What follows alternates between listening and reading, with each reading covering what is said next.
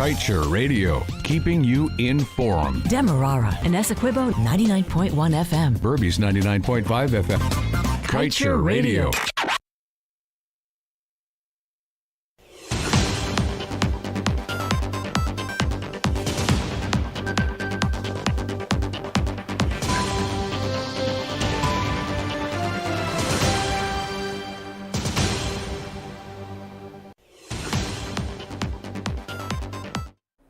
Good day. Welcome to your news at noon on Kaieteur Radio for Monday, February 27, 2023. I'm Kevin Smith.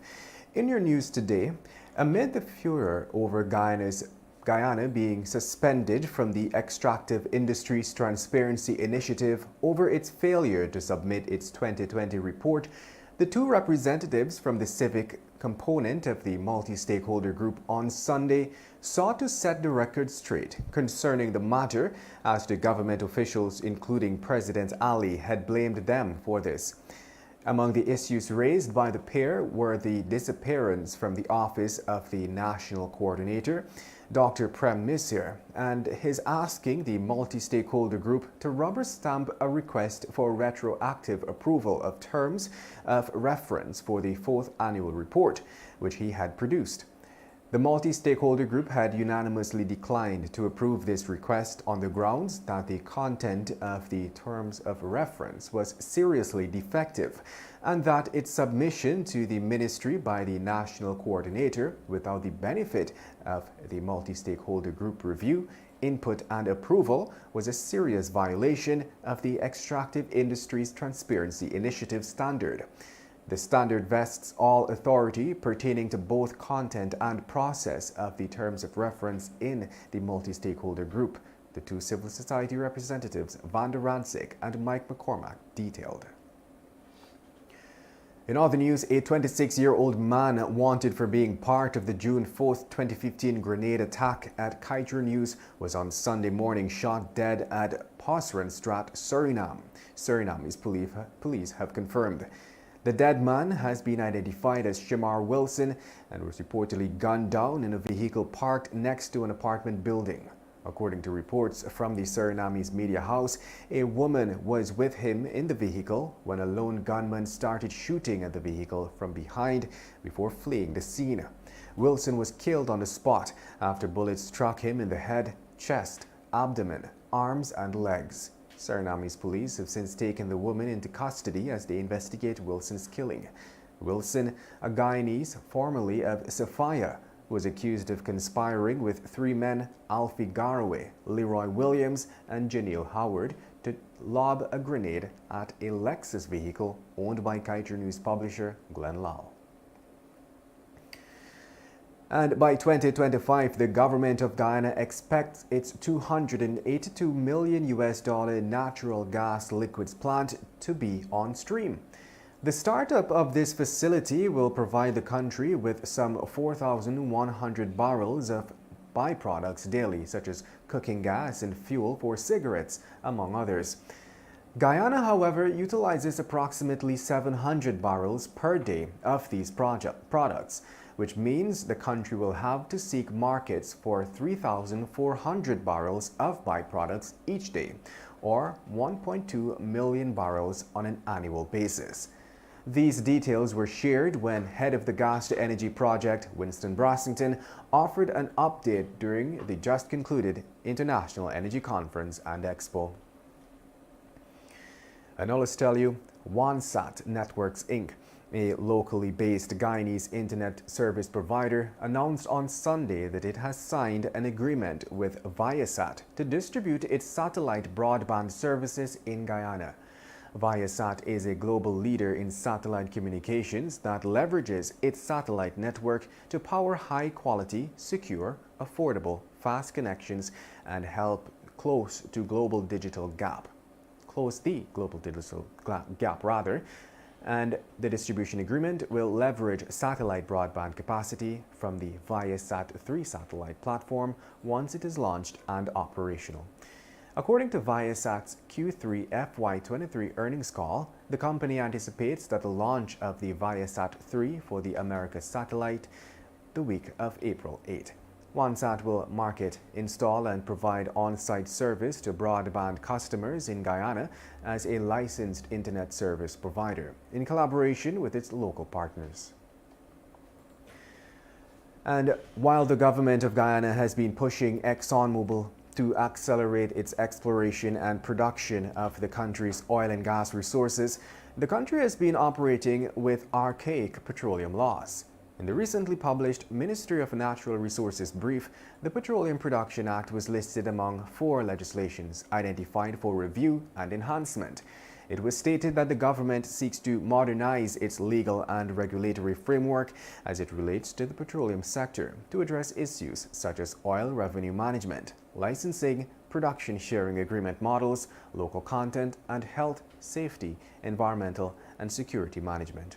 According to the ministry's brief, the result would be maximizing the economic benefits to the country, improve management of the technical, environmental, social, and financial risks linked to the sector, and building the capacity to engage effectively with investors. And just before we head to a short break, let's tell you that the Caribbean Development Bank has been designated a prescribed holder of special drawings rights, or SDRs, by the International Monetary Fund. Now, SDRs are an international reserve asset created by the IMF to help meet the long-term global need to supplement reserves. Prescribed holders can use SDRs for loans, swaps, pledges in exchange for currency, or for settlement of financial obligations, among other purposes, the CDB said in a press release.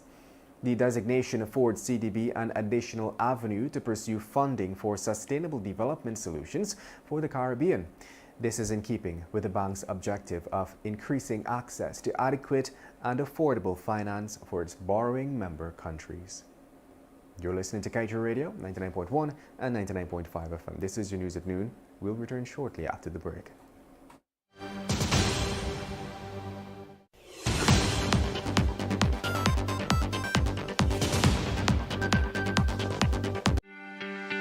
This is GHK Lal inviting you to join me weekdays from Monday to Friday on the National Outlook for commentary on a range of issues, immediately after the 12 noon and 7 p.m. newscasts on Kaieteur Radio at 99.1 FM and 99.5 FM. Looking forward to you sharing in the conversation.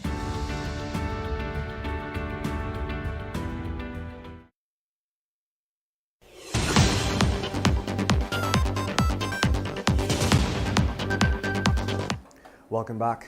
Police ranks in Regional Division Number 7 are investigating an incident that occurred just after midnight on Sunday on Toro Paro Trail, Kayuni Mazdaruni, resulting in the death of a 37-year-old porter. The incident involved a truck owned and driven by Hubert Bihari, a 43-year-old miner and driver, and 37-year-old Troy Alexander Davis, a 37-year-old porter. According to police, the truck was proceeding east along the northern side of the Toro Paro Trail, descending a hill when the driver lost control of the motor lorry, which turned turtle several times. The driver was flung out of the motor lorry onto the trail surface, and the porter was pinned by the motor lorry on the trail surface, where they both received injuries on their body.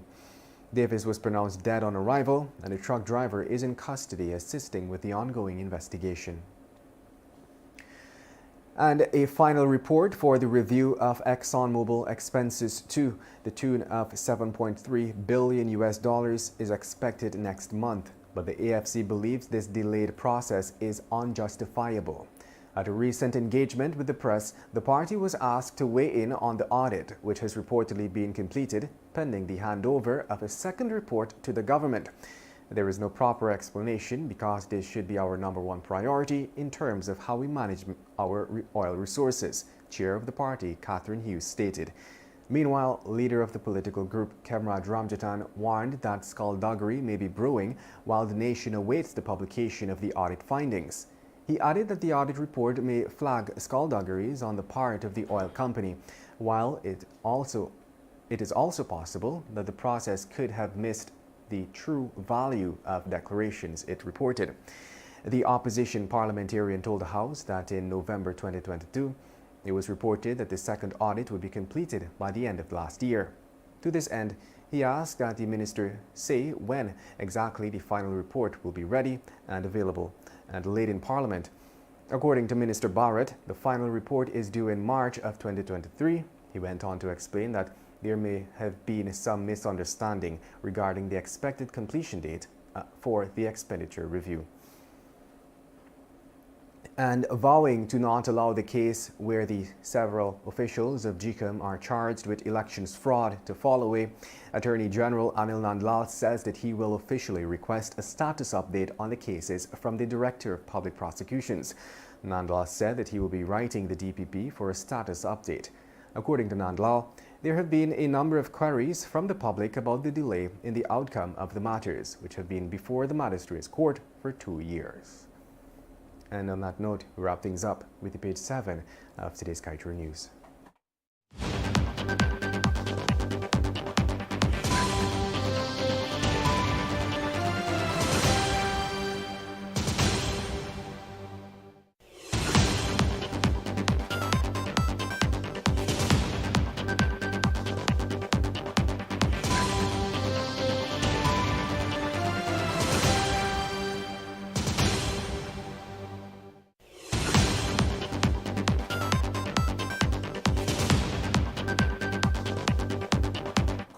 How oil companies cheat, Part 2.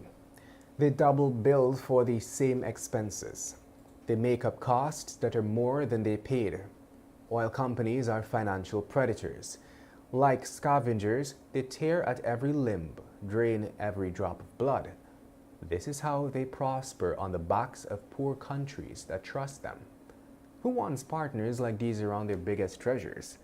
We had better be alert, or we will be made into donkeys. And that brings us to the end of today's News at Noon. I'm Kevin Smith. Thank you for listening.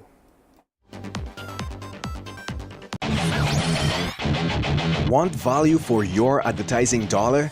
Then place your ads on Kaieteur Radio's newscasts. Streamed live on 6 different mediums, reaching hundreds of thousands. Advertise today and watch your dollar grow. Call us on 225-8465 or 226-8210 today.